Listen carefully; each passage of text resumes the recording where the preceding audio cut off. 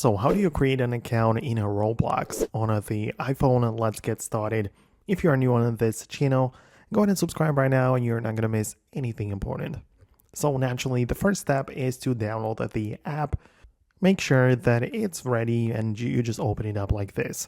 So since we don't have the account, what we are not going to click on is the sign in, but instead we tap on create account button.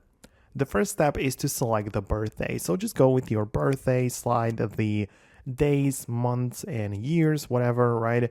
And then just confirm it.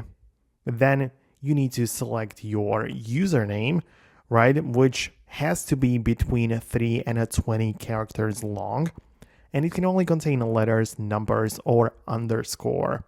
And since it's a username, which is going to be specifically tied to your account, then you need to make sure that it's not being taken or used by some other people. Like, in other words, it has to be unique to you specifically.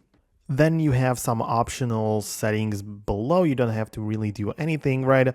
But once you have the username ready, just click on continue, and obviously it's going to check it if it hasn't been used, right? But after it does, you might need to wait a second.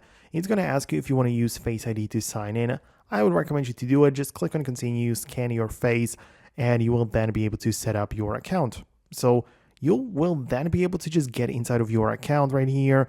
Everything is just going to be fine, and there you already have an account.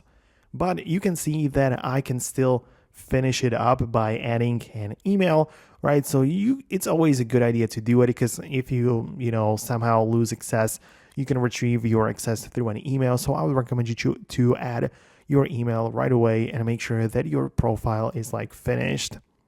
But once you're done, you're basically here. Everything is fine, right? And you have started using the Roblox on your iPhone. So that's it from me. Hit the thumbs up if you like the video, or if you have any additional questions, let me know about those below. But thanks a lot for watching, and I'll see you later.